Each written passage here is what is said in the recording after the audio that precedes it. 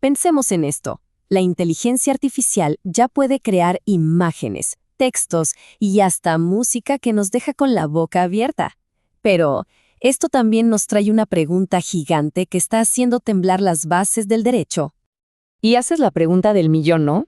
Si una máquina hace una obra de arte, ¿de quién son los derechos? ¿De la persona que escribió la instrucción? ¿De la empresa que programó la inteligencia artificial? ¿O de nadie? Vamos a meternos de lleno a desglosar este dilema.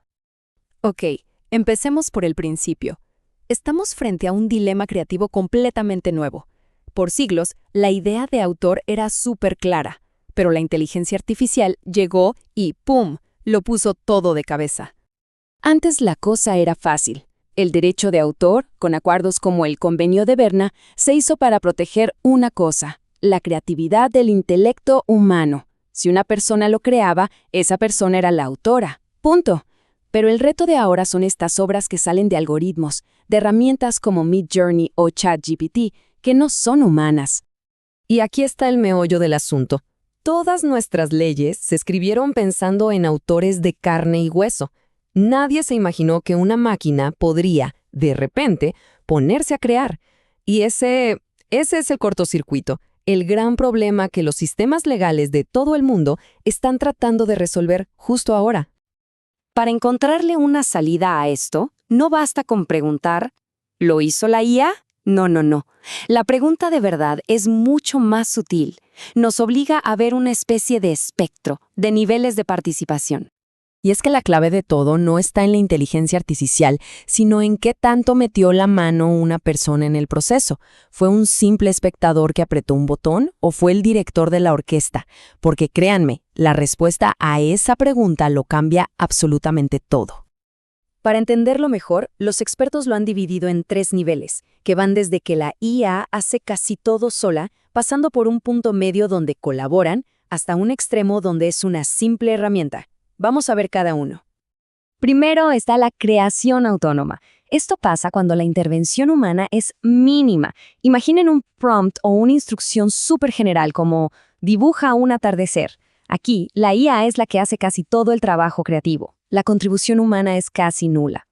Luego, en el medio, tenemos la co-creación asistida. Aquí es donde se pone interesante. La persona y la IA son como un dúo creativo. La persona da instrucciones súper detalladas, revisa opciones, elige, edita y le da forma final al trabajo. Hay una colaboración real. Y en el otro extremo, el uso instrumental. En este caso, no hay duda. La IA es solo una herramienta. Muy sofisticada, sí, pero una herramienta al fin.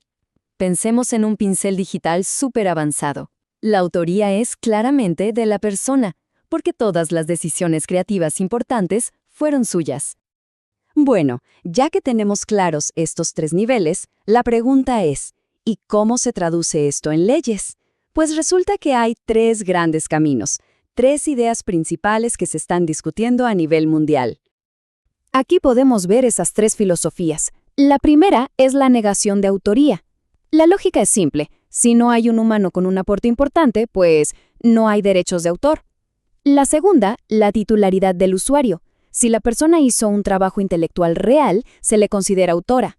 Y la tercera, la más novedosa, es un régimen sui generis, que básicamente propone inventar una categoría de derechos completamente nueva. Para entender la primera idea, la de negación de autoría, hay un caso que lo explica perfecto, el del cómic Saria of the Dawn. La autora escribió el texto y armó el diseño, pero usó la IA Midjourney para generar las imágenes. La Oficina de Copyright de Estados Unidos fue muy clara. Le dijeron que era autora del texto y del arreglo, pero no de las imágenes en sí, porque ahí faltaba su intervención directa. Y fíjense, en México la cosa es bastante parecida por la ley que ya tenemos. La Ley Federal del Derecho de Autor dice que un autor tiene que ser una persona física, o sea, de carne y hueso. Con esa simple regla, la inteligencia artificial queda fuera de la jugada, porque se asume que la autoría es algo inherentemente humano. Ahora, la idea que es de verdad interesante es la del régimen sui generis. En vez de forzar a las obras de IA a que entren en las viejas reglas, propone crear una nueva categoría de derechos conexos. Sería algo parecido a los derechos de los productores de música o los creadores de bases de datos. Ellos no son los autores en el sentido clásico, pero se protege su inversión y su trabajo. Entonces, con todos estos retos y posibles soluciones sobre la mesa, ¿para dónde vamos? ¿Cómo se ve el futuro de la autoría en la era digital? Y es que cualquier ley que se cree no puede ser un simple parche. Tiene que estar bien pensada y cumplir con ciertos objetivos fundamentales para que sea justa y funcione para todos. Y esos objetivos son básicamente 4 pilares. 1. Dar seguridad, que las reglas del juego estén claras. 2. Prevenir que se abuse de estos contenidos. 3. Y esto es clave, que la ley sea flexible para no quedar obsoleta mañana. Y 4. Que todo esto se haga siempre pensando en los derechos digitales. Y todo esto nos regresa a la pregunta final. Si aceptamos que la inteligencia artificial es una herramienta, ¿en dónde pintamos la raya? ¿En qué momento exacto deja de ser el pincel para convertirse en el pintor? La respuesta a esa pregunta, bueno, esa respuesta va a definir el futuro de la creatividad como la conocemos.